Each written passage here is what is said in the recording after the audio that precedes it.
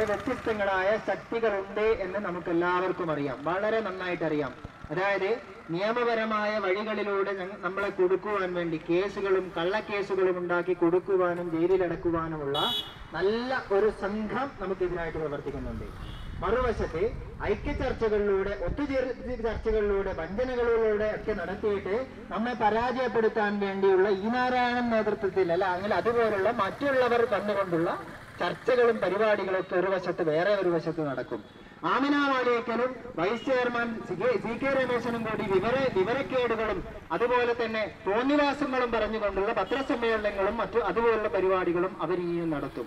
അങ്ങനെ വ്യത്യസ്തമായ തലത്തിൽ എല്ലാ ഭാഗത്തു നിന്നും നമ്മെ പരാജയപ്പെടുത്തുവാനും ഗുണ്ടാശക്തികൾ ഉൾപ്പെടെ ഉപയോഗപ്പെടുത്തിക്കൊണ്ട് നമ്മെ പരാജയപ്പെടുത്താൻ ശ്രമിക്കും.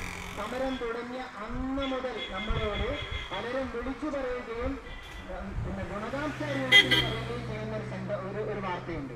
നിങ്ങളെ തള്ളുവാൻ വേണ്ടി ഇന്നയിടത്ത് നിന്ന് ഇത്ര പേര് വരുന്നുണ്ട്.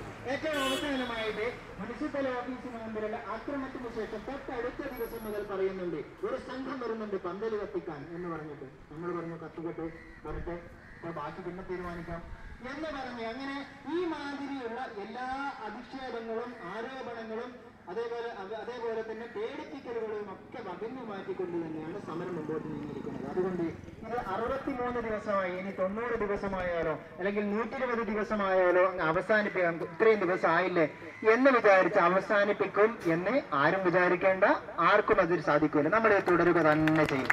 എന്നാണോ വിജയം അന്ന് വരെ തുടരും. നമ്മുടെ സമരത്തിന്റെ രൂപം മാറ്റും. എല്ലാ ദിവസവും വന്നിട്ട് പന്തലിൽ ഇരിക്കണോ വേണ്ടേ എന്നതൊക്കെ ഞങ്ങൾ തീരുമാനിക്കും. അല്ലെങ്കിൽ ആഴ്ച തോറും മതിയോ എന്ന് തീരുമാനിക്കും. അല്ലെങ്കിൽ എങ്ങനെയാവട്ടെ, ആയിരക്കണക്കിന് ദിവസങ്ങൾ ഇത് മുമ്പോട്ട് പോയാലും ശരി, എന്നാണോ ഇത് അവസാനിക്കുന്നത് അന്ന് മാത്രമേ ഞങ്ങൾ ഈ സമരം അവസാനിപ്പിക്കുകയുള്ളൂ.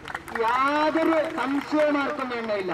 എന്തൊക്കെ തോന്നിവാസങ്ങൾ ചെയ്താലും ശരി, എന്തൊക്കെ ധിക്കാരങ്ങൾ പ്രവർത്തിച്ചാലും ശരി, എന്തൊക്കെ ഉണ്ടാക്കികൾ കാണിച്ചാലും ശരി, എന്ത് ചെയ്താലും ശരി, ഇത് പരാജയപ്പെടുത്തുവാൻ സാധിക്കില്ല. കാരണം ഇത് നിയമത്തിന്റെ വഴിയാണ്, ഇത് ന്യായത്തിന്റെ വഴിയാണ്, ഇത് രാജ്യത്തിന്റെ ഭാവിക്ക് വേണ്ടിയുള്ള പോരാട്ടമാണ്.